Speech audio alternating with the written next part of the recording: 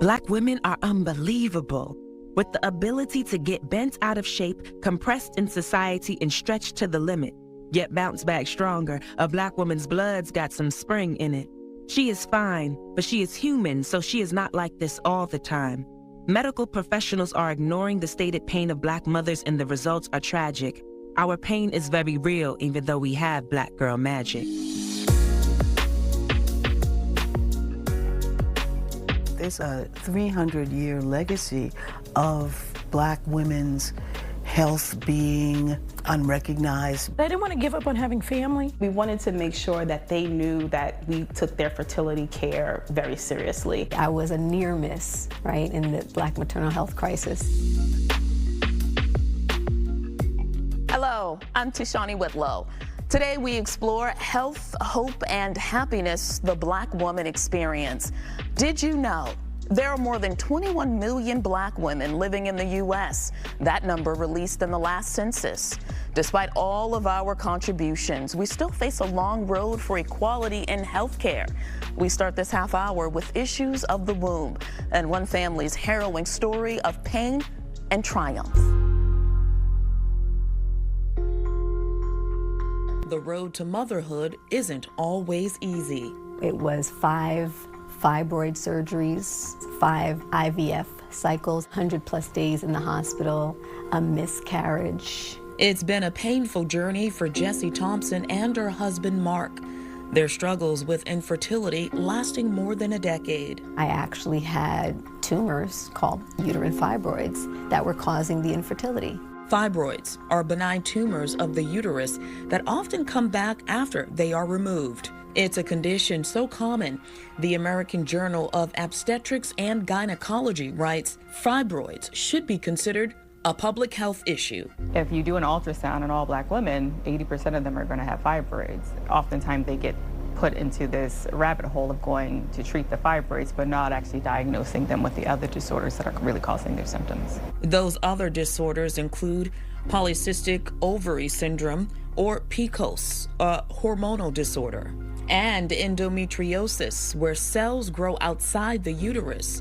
Both can impact pregnancy outcomes. Aggressive surgeries are often the solution. Their research does show that Black women are more likely to be offered a hysterectomy to remove the whole uterus and take away their fertility options. Dr. Jessica Opoku Anane, a gynecological surgeon with Columbia University, specializes in removing fibroids with minimally invasive techniques. I think people thought that there was a genetic component to fibroids, which there may be, but some of it is probably environmental. Experts say disparities stemming from historical racial bias are also impacting Black women's health. There's a 300-year legacy of Black women's health being unrecognized. When you have policies that address women, it's usually white women. And so as both female and Black, we often get let's see, short-shifted. A distinguished professor at Rutgers University, Dr. Deborah Gray White, specializes in the history of Black women in America. She discusses the inequalities we're still seeing when it comes to medical care for Black women. The experiments that were done on our bodies were used to really make advances in the field of gynecology. We still have issues that are not really being addressed. Recent data shows that in New York City, Black women on average are 9.2 times more likely to die from pregnancy-related causes than white women, and are twice as likely to suffer from infertility nationwide. A state-of-the-art fertility center in Brooklyn is trying to provide Black women access to advanced procedures. And we wanted to make sure that they knew that we took their fertility care very seriously, that we're here in their backyard. At this branch of Reproductive Medicine Associates, Dr. Tia Jackson Bey offers IUI, also known as intrauterine insemination, a procedure where doctors physically introduce sperm inside the uterus for pregnancy. Each treatment runs anywhere from a few $100 to a few $1,000s. Dr. Jackson Bey also performs IVF, in vitro fertilization. Here, an embryo is created outside the body for possible implantation and a baby. On average, a single cycle of IVF can cost $12,000 to $30,000. Both of these procedures make motherhood a possibility, whether it be with a partner or a donor. I think that message is particularly important for women of color, for Black women, Hispanic women in our region, to know that they are not alone if they're going through this. Something Gessie only realized after she decided to share her story, and it went viral. I learned, wait a minute, this was not just my personal hell. There were millions of women all over going through this. And after everything Gessie endured, she got her happy ending. Her miracle baby, a daughter, is now 11 years old. Her name is Nia and it means purpose. So I literally birthed my purpose, because birthing her, my story was told in Essence magazine. And from there, I became a patient advocate. Gessie started a wellness company, the Detox Now. It uses integrative medicine to help other women struggling with infertility and fibroids. I say integratively because I don't want people thinking I'm saying don't go to the doctor. I say you can control what you consume mentally, emotionally, and physically, and then you also can see what you need to do medically. A mother and activist who, despite being knocked down, Gessie continues to stand tall, fighting for Black women's health and motherhood. I live to tell the story and to enjoy my child. Coming up, reimagining motherhood. It's just hard to get. They just aren't out there giving sperm. Inside the Black donor dilemma. And later, how can I take this stigmatized idea of not having children and make it into something as meaningful as it really is to me? The rich auntie movement. Find out how it's being fueled by social media.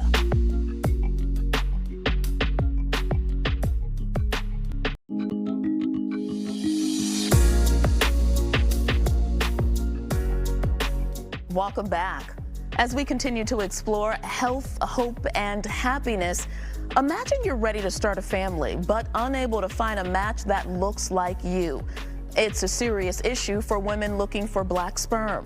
ANTWAN Lewis has one woman's journey to find a match and how sperm banks are trying to attract donors of color. I'm divorced, so I didn't have children in my marriage, but I didn't want to give up on having family. Why should I? And faced with those odds, Tracy Holland never gave up her desire to become a mother. She eventually decided to reach out to New Hope Fertility Clinic and a cryobank to find a Black sperm donor to give her the family she longed for. African American, of course, I want to keep with my heritage. I'm proud of who I am.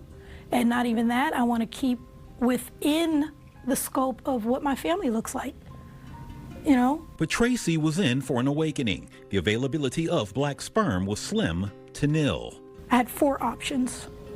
That's not saying much in a 10-year span. It's just hard to get. They just aren't out there giving sperm. Dr. Michael Thomas is president of the American Society for Reproductive Medicine. Analysis published by the Washington Post in October of 2022 found that Black men account for less than 2% of sperm donors at cryobanks nationwide. Research on the shortage found a common denominator to be generational medicinal mistrust within the Black community, particularly among men. The thought process is that African Americans don't want to go to the doctor, don't want to participate in trials, don't want to donate anything unless they absolutely have to, unless there's a family member involved. I think it just goes to that. And that's why you see the numbers so low for African American sperm donors, even though there's a great need. Thomas's team at ASRM has created a task force to recruit African American men to become sperm donors. Because what happens is that people who do want African American sperm may have to settle for dark complected a person of another race, when that's not what they had thought about when they tried to put together their image of what their family should look like. And cryobanks across the country are also stepping up outreach efforts to attract donors of color. Scott Brown is Vice President of Strategic Alliances for California Cryobank, one of the leading sperm banks in the world. We've reached out to fraternities to have their members potentially apply and join our program. We've planted ourselves in cities that have higher populations of African Americans. But Brown admits one of the toughest tasks for any sperm bank is being asked if there's any Black sperm and having to say no. We have international demand around the world because most sperm banks around the world have no African American donors. And so we try not to turn people away. We certainly have a couple of donors, and we always have more donors becoming available, but we certainly are not meeting the demand, either domestically or worldwide. As for Tracy, her 10-year journey to have the family that she wanted came to fruition last July when she delivered a healthy and beautiful 6-pound little girl. When the time is right, she'll explain to her daughter how she came to be. But for now, Tracy is just looking forward to May and Mother's Day, which will finally be a dream come true. Kind of have a party, a big dinner. This time I'll be able to sit at the table, and instead of me treating my sister, treating my mother to dinner, now someone gets to treat me. Still ahead, meet the father turning grief into art. Our next story, dying to give birth. Black mothers are 3 times more likely to die during childbirth than white mothers. Dan Bowens talks to one father using his own grief to raise awareness about this disparity. What can an image tell us about love? Art expressing the pain of processing grief and the pure joy of creating new life. There's something about art that words just can't express. The paintings are all the work of Omari Maynard, a project that started with a portrait and tribute to his late partner, Shamani Gibson. It's part of a foundation he created called the Araya Foundation, which stands for Advancement of Reproductive Innovation Through Artistry and Healing. It allows for me, through the art, to be able to tell the stories of these women, because that's something that you don't hear about. Women of color whose lives were cut short due to birth inequities and reproductive injustice in the United States, including Shamani Gibson, who passed away 2 weeks after giving birth by C-section in 2019. Shamani passed giving birth to our second child, Kari. She passed 13 days after he was born. And she passed from a pulmonary embolism. Maynard says when EMTs arrived at their home, he didn't think their initial questions were relevant. The questions that kept arising was she on any drugs? Is she on any drugs? And he says changes to their Brooklyn neighborhood also resulted in a lack of resources at the local hospital. They didn't have any of the tools, they didn't have the personnel. In the U.S., a recent study from the CDC found black women are 3 times more likely to die from a pregnancy-related cause than white women.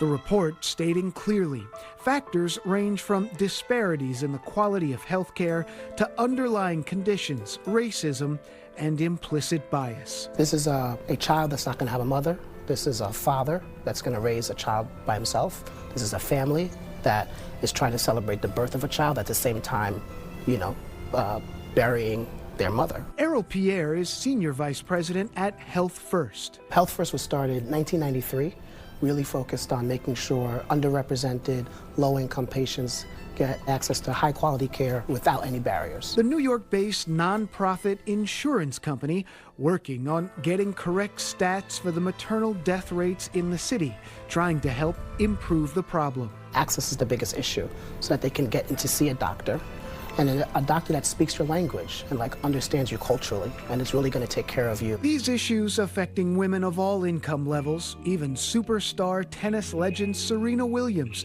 who documented medical complications with her own pregnancy in a profile with Vogue magazine. We know that being a celebrity can't even protect you anymore for black women, and so the more I did research, the more I was terrified. Kimberly Seals-Allers may have been terrified, but it didn't stop her from taking action, creating an app to help. The app is called Earth, which is spelled like the word birth, but we dropped the B for bias, so it's IRTH. So that really is our goal, to take bias out of the birthing experience.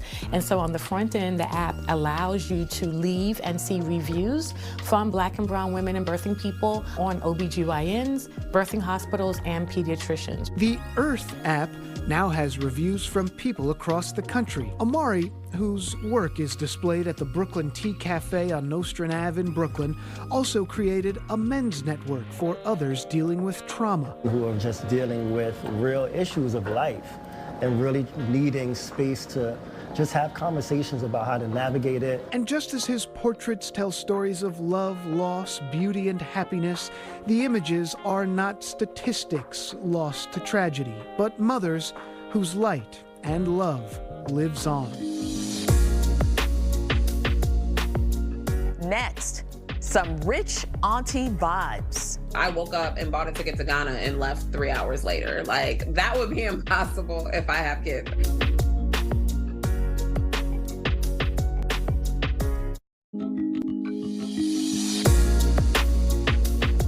Now to this story. Social media is having a strong impact on the Black woman experience as it relates to the decision of whether to have children. Crystal Young explores the rich auntie lifestyle and why many financially secure women are saying no to motherhood. Nothing can break me. Ooh, nothing can shake me. Young girls are often taught that a big part of being a woman is being a mother. Years ago, society swayed personal choices. Questioning the norm was uncommon. Now the concept of the rich auntie has emerged, and you don't have to be rich or be an aunt to be one. Rich aunties are women living a rich life, focusing on sources of joy that don't include building a family. Storytellers, grandmothers, composers. Rachel Gargle is founder of Rich Auntie Supreme. At 34, she's a confident woman who knows who she is and what she wants. My decision to be child-free, it was something that always felt true to me and felt natural to me. Having children just was not something that felt aspirational per se to me. Rich Auntie Supreme is inclusive of all women. For Rachel, creating it was personal. It came out of me saying, how can I take this stigmatized idea of not having children and make it into something as meaningful as it really is to me? And one of my favorite parts about not having children is that the lifestyle that I get to have. The travel, the perhaps disposable income that people might have, the space, my quiet mornings, my slow days. Rachel, who describes her life as full and rewarding, is also founder of the Loveland Foundation, which offers free access to mental health care for Black women and girls. And she's out with a new book titled A Renaissance of Our Own. Come with me, babe. I know like having children will completely change my lifestyle. A couple weeks ago, I woke up and bought a ticket to Ghana and left 3 hours later. Like, that would be impossible if I have kids. Driven and focused, Jessica Nabongo landed in the record books for being the first Black woman to travel to every country in the world, all 195 of them. Through travel, she says she enjoys making human connections. And while her lifestyle isn't exactly carefree, it is child-free. I'm turning 39 this year. I haven't frozen my eggs. I'm not in a relationship, so I'm just kind of like, let me just see what this life is giving, and then I think the decision will just come naturally. Jessica, who struggles with fibroids, says she loves the life she's created. I definitely want it to be something that me and my partner agree. This is something we believe is a good idea. The growing Rich Auntie lifestyle isn't just regional, it's national. Out of Chicago, Rich Auntie Energy is helping normalize the child-free lifestyle through its catchy merch that often sells out. Turns out being patient, kind, loving, and nurturing are qualities that any woman can cultivate, whether she chooses to have children or not. Regardless of color, health, hope, and happiness are pillars of a successful life and things we're all entitled to. We leave you now with messages of love and light. Until next time, I'm Tishani Whitlow. I love being a Black woman because if you can be a Black woman, that means you overcome so much. That, for me, is what makes us magical, right? That we can still find our joy, that we are showing up for each other. The legacy that we come from, where we can see the progression of our people towards liberation, towards freedom. The tight bonds of family and community that endure to this day, and it just fills me with so much pride. I love being Black because Black is strong. They did not lie about that. Because we won't give in. And again, I go back to Maya Angelou, because we rise.